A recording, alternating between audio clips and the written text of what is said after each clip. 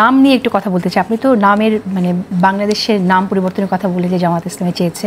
আমরা দেখি যে জামায়াত ইসলামের শুভাকাঙ্ক্ষী, গুরুত্বপূর্ণ শুভাকাঙ্ক্ষীদের দু একজনের কথা, বিশেষ করে আমি ফরহাদ মজহারের কথা আমি টানতে চাই। তিনি তো বলেছেন জামায়াত ইসলামীর নাম পরিবর্তন করা উচিত। জামায়াত ইসলামী কি নাম পরিবর্তন করার কথা ভেবেছে? এই পরামর্শ নিয়ে ভেবেছে কিনা একটু শুনতে চাই। না, জামাত ইসলামী সম্পর্কে কোনো একজন শুভাকাঙ্ক্ষী, শুভানুধ্যায়ী কিংবা কোনো একজন বুদ্ধিজীবী এটা তো বলতেই পারেন, এটা শুভাকাঙ্ক্ষী হিসাবে তিনি বলেছেন বলে আমি বিশ্বাস করি। কিন্তু আপনি নিশ্চয়ই খেয়াল করবেন যে 2024 জুলাই আগস্ট গণঅভ্যুত্থান পরবর্তী, বিশেষ করে 19শে জুলাইয়ের প্রোগ্রাম, তার আগে আমাদের 17 বছর নির্মম নির্যাতন, নিপীড়ন, আমরা তো কোনো কিছু গোপনে করি নাই, আমরা সব কিছু প্রকাশ্যে করেছি। তারা ব্যক্তি শফিকুল ইসলাম মাসুদকে পছন্দ করেন বা ডাক্তার শফিকুর রহমান অথবা জামাত নেতৃবৃন্দকে যতখানি পছন্দ করেন, মূলত তারা এই দলকেই পছন্দ করেন। সুতরাং সেই দলের কর্মী, সৌদি শুভাকাঙ্ক্ষীদের পক্ষ থেকে এই প্রস্তাব এখন পর্যন্ত কোথাও থেকে আসছে বলে আমার জানা নেই। তাহলে তিনি এই সাজেশনটা কেন দিলেন? এই পরামর্শটা তিনি কেন মানুষ ভালোবাসেন, জামাত ইসলামীকেই মানুষ ভালোবাসে। আর আপনি কোনো একটা নাম চেঞ্জ করে, আপনি আইডিওলজি যদি আপনার একই থাকে, এই নাম চেঞ্জ করতে আপনি কী লাভ হবে? এটা আমি মনে করি একটা ধূর্ততা ছাড়া আর কিছু না। সুতরাং সেই জায়গায় জামাত ইসলাম এ ব্যাপারে চিন্তা করছে না। আর দ্বিতীয় যেটা আমি বলছি যে ইসলামী শাসন এবং সেখানে দুর্নীতির ব্যাপারে আমির জামাত আরও কিছু কথা বলেছেন। আমরা ট্যাক্স ফ্রি গাড়ি নেব না, তারপরে জবাবদিহিতার আওতায় নিয়ে আসা হবে।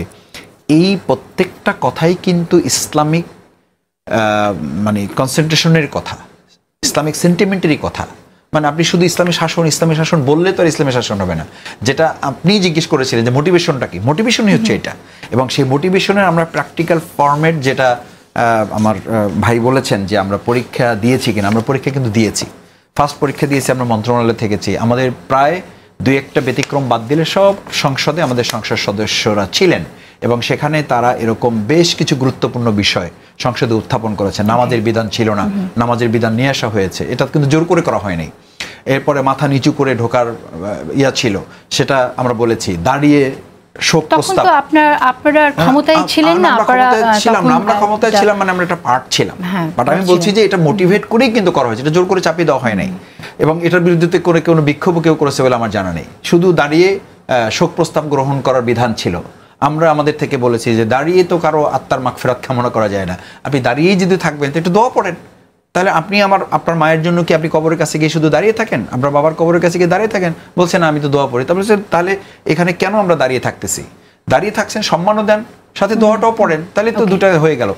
এরপরে আমরা আমাদের দুজন মন্ত্রীর পাশাপাশি আমরা পার্টি পরিচালনা, দেখেন 2024-এর পরে আমি একদম বলবো না যে আমরা মানুষের সংগঠন, কোনো ত্রুটি বিচ্যুতি আমাদের হয় নাই, হয়েছে। কিন্তু আপনি যদি সিমিলারলি এটাকে বা প্যারালালি এটাকে যদি আপনি একটু দেখেন, তাহলে জামাত ইসলামী কিন্তু, আমির জামাত সেদিন একটা কথা বলেছে এবং পরবর্তী আরেকটা প্রোগ্রামে বলেছে, আমরা দল পরিচালনায় আমরা সফল হয়েছি 2024 পরবর্তী, আমরা দেশ পরিচালনায় আমরা সফল হব।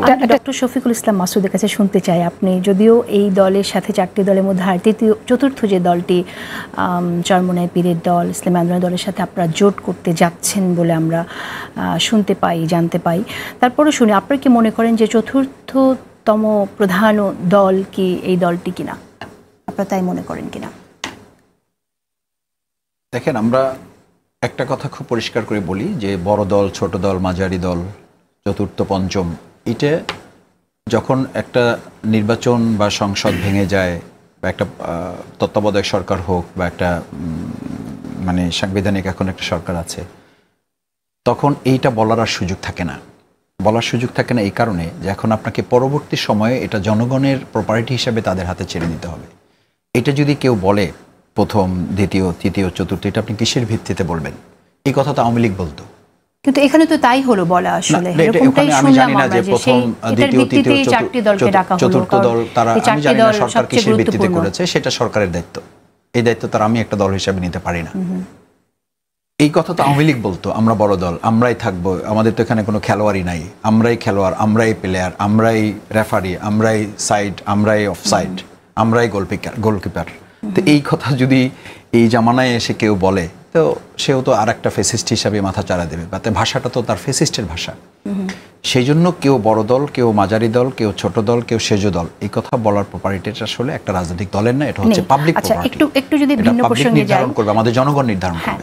একটু যদি ভিন্ন প্রসঙ্গে যাই, সেটা হচ্ছে যেহেতু আপনারা জোট করছেন, আপনারা কি প্রধান দল কিনা, চতুর্থ প্রধানতম দল কিনা, সেগুলো আলোচনা বাদ দিই, কোনো নীতি মাথায় রেখে জোট করছেন যে আসলে ফ্যাসিস্টকে কারা এনাবেল করেছে, হাত পাখা দিয়ে বাতাস করেছে, সেগুলো কি আপনারা গণ্য করছেন না করছেন না? মানে সেই জায়গাটায় ক্ষমতাটা প্রধান আপনাদের কাছে এখানে মুখ্য, নাকি আসলে নীতি? এবং কেউ তো শুধু বাতাস করছে, আর কেউ তো সেই সংসদের গাড়িও ব্যবহার করেছে, সেই সংসদের প্রতিনিধিত্ব তো কেউ করেছে। না, সেটার প্রেক্ষাপট আমার মনে হয়, সেটার প্রেক্ষাপট এখানে সেই সংসদের থেকে তো 6 জন এমপি সুযোগ সুবিধাও তো ভোগ করেছে, তাই না? শেষ পর্যন্ত সেই সংসদে থেকে, যে সংসদের সমস্ত মানে সেখানকার সুযোগ সুবিধা বলতে যা বোঝায় সবকিছু তো তারা নিয়েছে, কেউ কেউ নিয়েছে না। তো এই যারা নিয়েছে, এখন আমি যদি প্রশ্ন করি যে সেরকম দল যদি কারোর সাথে জোট করতে চায় অথবা চায় না, তখন তো সেটা কি দাঁড়াবে? আপনি যেটা বলছেন সেটা কি আপনি নিজে বিশ্বাস করেন, নাকি রাজনীতির জন্যই বলছেন? না, আমি রাজনীতির জন্য বলছি না। আমি বলছি যে আমাদের বিগত দিনে যারা আওয়ামী লীগের সাথে সম্পর্ক কি করছে, কতটুকু করে নাই, সেটি সেই দল যখন জনগণের কাছে যাবে, জনগণ তাদের বিচার করবে। আমি কোনো জোট করছি মানে তো এই নয় যে আমি সেই পুরো জোটের দায়িত্বটা নিচ্ছি। আচ্ছা, জাতীয় পার্টির সাথে জোট করবেন আপনারা? না, আমরা জাতীয় পার্টির জোট করব এই আলোচনা তো এখনো আসেনি। না, আমি জিজ্ঞেস করছি যেহেতু জনগণের কাছে ছেড়ে দেবেন, আপনারা করবেন জাতীয় পার্টি? আমরা এটা তো আমি বলছি টোটাল জোটের ব্যাপারে, কিন্তু আমি শুরু থেকে বলে আসছি জোটের ব্যাপারটা আলোচনায় তখন আসবে যখন ইলেকশনের একটা রোডম্যাপ আমাদের কাছে আসবে, ইলেকশনের একটা এনভায়রনমেন্ট তৈরি হবে, ইলেকশনের ব্যাপারে জনগণের মধ্যে একটা স্পৃহা তৈরি হবে। আমরা তো সাধারণ জনগণ এখন পর্যন্ত আমরা তো দেখতে পাই, সেরকম প্রস্তুতি দেখতে পাই, শুধু ইলেকশনের আগেই তো গিয়ে হঠাৎ করেই যে জোট হয়ে যায় ব্যাপারটা তা না। আমরা যদি ফেব্রুয়ারিতে ইলেকশন ধরি, ইতিমধ্যে যেটা হয়েছে যে ফেব্রুয়ারি থেকে মার্চ এপ্রিল এর মধ্যে ইলেকশন ধরি, তাহলেই কিন্তু 3 মাস সময়ের আগ পর্যন্ত কিন্তু আরও সময় আমাদের হাতে আছে। তো সেই সময় পর্যন্ত জামাত ইসলামী জনগণের সাথে সম্পর্ক রক্ষা করা এক, 2 হচ্ছে যে সমস্ত জোট বা যে সমস্ত দলগুলো আগামীতে ফ্যাসিস্ট বিরোধী আন্দোলন করবে, আন্দোলনে সম্পৃক্ত থাকবে, ফ্যাসিস্ট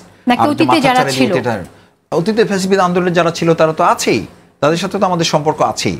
তো সেই জায়গাটা আমরা যদি বলি যে আওয়ামী লীগের ভাষায় যদি বলা হয় যে বাংলাদেশে আওয়ামী লীগ ছিল না, কে সবাই তো আওয়ামী লীগ তাদের ভাষায়, তো সেই সবাই আওয়ামী লীগের জায়গায় তো আমাকেও তারা আওয়ামী লীগ ধরেছে, আমি রাজপথে ছিলাম, আমরা ছিলাম বলে আমাদেরকে তারা হিসাবে নিতে পারে নাই।